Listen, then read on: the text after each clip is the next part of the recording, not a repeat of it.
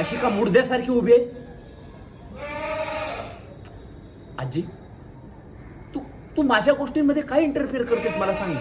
हा, तुला माहिती आहे ना मला माझ्या गोष्टींमध्ये इंटरफेअर केलेलं आवडत नाहीये, तरी केलास. अरे काय गरज होती काल जेव्हा माझे मित्र घरी आले तेव्हा त्यांना सांगायची की ओमप्रकाश अजून माझ्यासाठी लहान बाळ आहे, तो 10वी मध्ये असताना पर्यंत तो चड्डीमध्ये मुतायचा, हे काय सांगायची गरज होती? कधी कधी वाटतं की तू माझी आजीच नाहीयेस.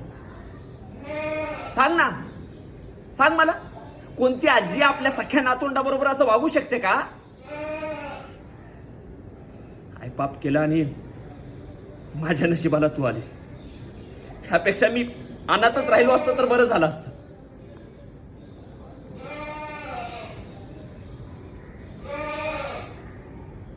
वा वा वा वा, झालं झालं, स्वतःच रड करणं सुरू झालं. चोरी तो चोरी, उपरशे शिनाजूर.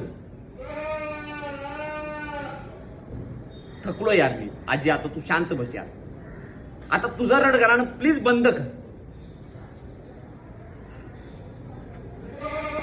हे आजी प्लीज यार, हो ना शांत यार. आता एक तर चूक तूच केलीस, परत माफी मीच मागतोय ना.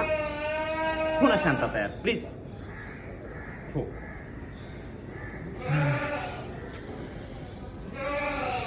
हे आजी प्लीज यार, हो ना शांत तू आता प्लीज.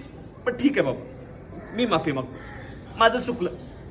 तूच म्हणतेस ना ओ मी माझं लहान बाळ आहे, मग लहान बाळ चुकतच की नाही काहीतरी बोलताना.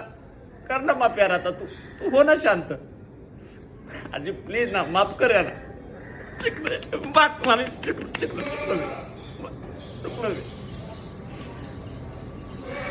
थोडासा मोठा झालो तर मी तुला रागा रागात चिडलो, बोललो मी तुला. कर ना माफ आजी प्लीज.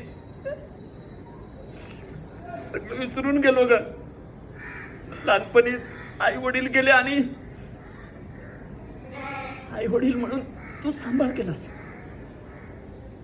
माझ्यासाठी भाऊ बहीण मित्र सवंगडी सर्व काही तूच झालीस. आणि मी रागारागामध्ये मी तुला चिडून बोललो. प्लीज कर ना मापाजी. मी जेवणार नाही जोपर्यंत तू तुझ्या ओमी बाळाला माफ नाही करणार मी.